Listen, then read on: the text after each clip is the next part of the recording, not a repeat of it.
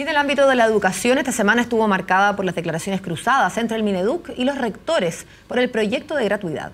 Incluso algunas voces ya piden la salida del jefe de la División de Educación Superior por el borrador que en una primera instancia había cambiado los requisitos para optar a esta medida. En Mañana en Directo queremos ahondar en el tema. Para eso nos acompaña el rector de la Universidad de Santiago, Juan Manuel Solesi. Gracias por estar con nosotros. Rector, buen día. Buenos días. Buenos días, bienvenido. Me gustaría que empezáramos por la última noticia, que tiene que ver con este consejo que se convocó ayer precisamente para avanzar en la línea de este proyecto que va a dar un nuevo marco normativo a la educación superior. ¿Le parece acertada la decisión o no? Mira, yo creo que en este momento estamos mejor en condiciones, o sea, creo que estamos en condiciones de que alguien le dé una mirada así global al tema. Yo entiendo que no es un consejo para deshacer lo que hay ni armar algo nuevo, me imagino, digamos, sino que simplemente es consultivo, se van a plantear ahí algunos temas que deben ser dificultados, en el cual hay más de una opinión.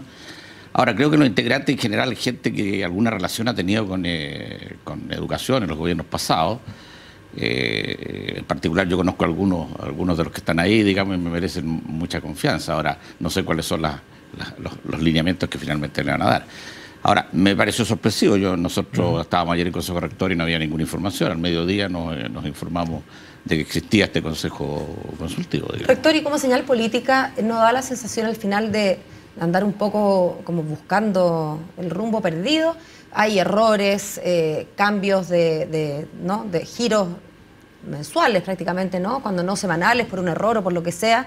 Finalmente un consejo consultivo, como si el personal que hay dentro del ministerio y dentro de su departamento de estudios no fuera suficiente, o no hubiera habido de antes una mirada, como dices tú, una mirada global. Uno supone que un tema como este, que además era un tema, probablemente el tema durante la campaña, era un tema para el cual había una preparación y había una mirada más amplia. A ver, en primer lugar, yo siempre pensé que reformas de este calibre, o calado, digamos, iban a tener algún equipo al cual normalmente enfrentarse con lo que están haciendo y recibir realimentación, o sea, un equipo, un consejo consultivo. Han pasado ya casi 2 años, digamos, bueno, nunca es tarde, digamos, pero esto debe haber partido con eso desde el principio, para orientaciones, para recibir percepciones, etcétera. Yo creo que es muy valioso. Incluso a mí me preocupa que el consejo consultivo o el consejo que tenía que resolver o que va a resolver sobre los aranceles no sea un consejo que todavía no está convocado, digamos. Entonces, y eso en algún momento va a llegar. Entonces, ¿por qué no nos preparamos con tiempo, lo convocamos y que vayan haciendo un trabajo que no va a ser fácil? No va a ser nada de fácil. Entonces, la pregunta es que si esto significa un frenazo de hacia dónde iba la reforma de la educación superior, a pesar de que no la conocemos en detalle, porque el ministerio del ministro Aguirre fue súper hermético, digamos, y ahora había una pequeña apertura, pero no la necesaria y suficiente. Si bien hay trabajo entre el ministerio y el consejo rector, han sido trabajos más bien de último tiempo, digamos, yo pienso que si un frenazo va a provocar dificultades. O sea, yo no estoy disponible para que no se haga una reforma como corresponde. Sí, ya que nos metimos hagamos una reforma a fondo, como corresponde, que cambie parámetros realmente importantes dentro de lo que es la educación en Chile. Bueno, interesante porque desde el análisis político algunos interpretan este consejo precisamente como un triunfo de los grupos más conservadores dentro de la nueva mayoría que no quieren tanta reforma. Y las primeras palabras de Sergio Vittar dan una sensación en esa línea. Sí, pero bueno, yo creo que son primeras palabras. Yo creo que tampoco él está absolutamente compenetrado del texto de la reforma ni el contexto en el cual se da. Él fue ministro, algunos le atribuyen algunas cosas, otros otras, digamos, pero me parece que del área política es la persona que tiene más contacto, el resto de las personas son más bien técnicas, digamos, excepto algunos, y yo diría que él puede hacer un tremendo aporte dentro de los lineamientos. Ahora, pero esto hay que verlo en la marcha, digamos, hay que ver cómo se va, si la reforma va manteniendo alguna idea de lo que fueron las grandes demandas que hemos compartido por muchos años del 2011, o si finalmente esto se transforma en un parche, digamos, o en una cosita, en un maquillaje, y ahí sí que yo personalmente a mí no me dejaría para nada conforme, y sería un fracaso. Rector, usted recién nombraba al ministro Izaguirre y más allá de personalizarlo en una figura, ahora además el ministro ya es exministro, pero usted decía que había sido muy hermético y yo me pregunto si es que fue muy hermético porque simplemente no quiso socializar aquello que está decidido ya dentro del ministerio, o más bien quizás desde el propio ministerio y la administración Bachelet no tienen tan claro hacia dónde realmente va esta reforma. Él sigue siendo ministro todavía, digamos. Sí, pero no de esta cartera que nos convoca.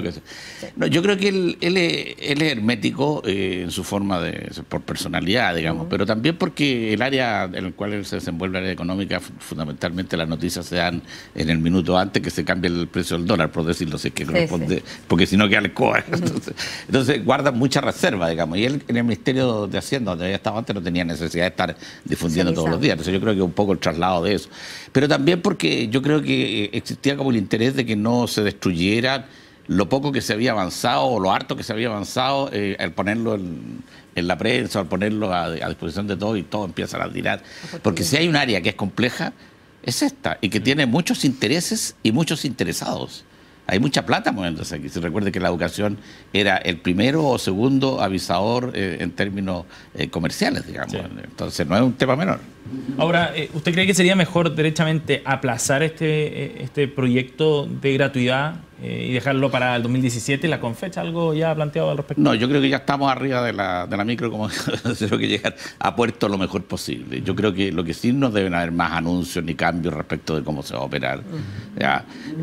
Porque el solo hecho de operar con esta modalidad, que podría servir del el gran laboratorio el próximo año, porque el siguiente también vamos a tener que operar a través de ley de presupuesto. ¿El 2017? El 2017 también, porque, o sea, el 2016 para el 2017.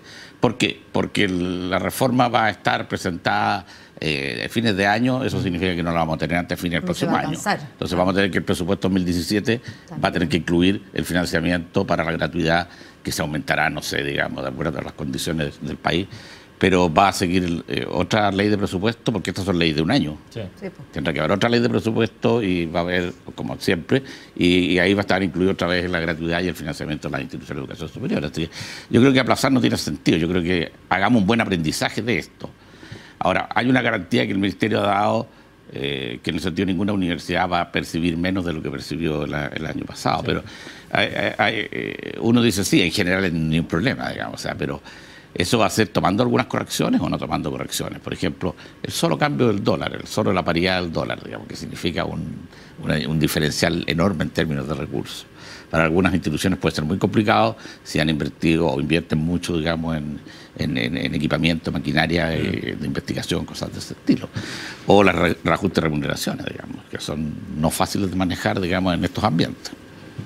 Rector, y respecto al tema precisamente del financiamiento, ¿cómo ve usted el debate de la ley de presupuesto este 2016 pensando en el tema de la gratuidad del próximo año? Bueno, ya el año pasado fue complicado, digamos. O sea, pero en educación fue especialmente complicado el año pasado por esta separación que se produjo entre las instituciones del Estado y las instituciones del CRUSH privadas, digamos.